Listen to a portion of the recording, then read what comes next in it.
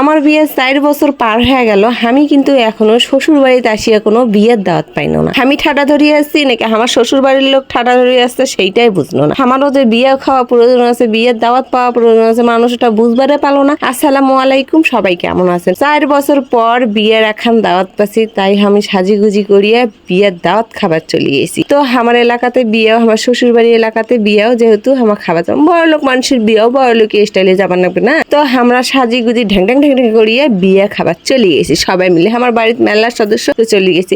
এইদিকে দেখো মোর হিলটার করুণ অবস্থা হয়ে গেছিল, ছিলে গেছিল। তো শিলের ফুলটা নিয়ে হাতত নিয়ে স্টাইল করেছে। তো সবাই আগত সুন্দর করে চলে গেছে আর আমি পড়ে গেছি পিছনে, যেহেতু আমার কোনো ক্যামেরাম্যান নাই, আমি একাই। তো এই যে এটা দেখাইছে ওয়েলকাম টু দা কিবে কিবে লেখছে।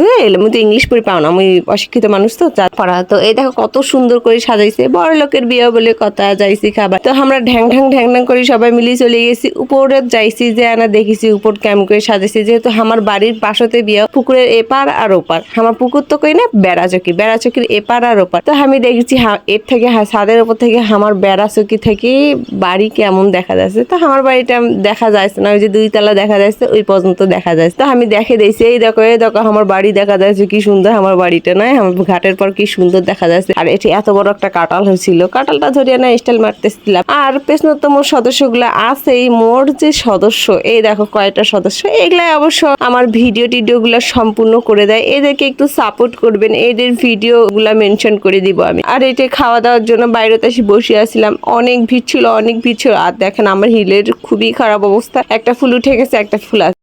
আর অনেক ভিড় আসছিল, যার কারণে আমরা বাড়ির ভেতর থাকি বের হয়ে আসিয়া বাইরেত বসে আসছিল রোদত, যেহেতু খাওয়া লাগবে। অলরেডি 3টা বাজে গেছিল। তো মোর হাতের অবস্থা আর পায়ের অবস্থা দেখেন, হাতের অবস্থা তো যাইতে আছে, তা পায়ের অবস্থা খুবই খারাপ। অবশেষে আমরা খাবার সিরিয়াল পায়ে গেছি। খাবারত বসিয়া তো একটা করে কোল্ড ড্রিঙ্কস, একটা করে পানি, আর ফার্স্টে দিছে রোস্ট।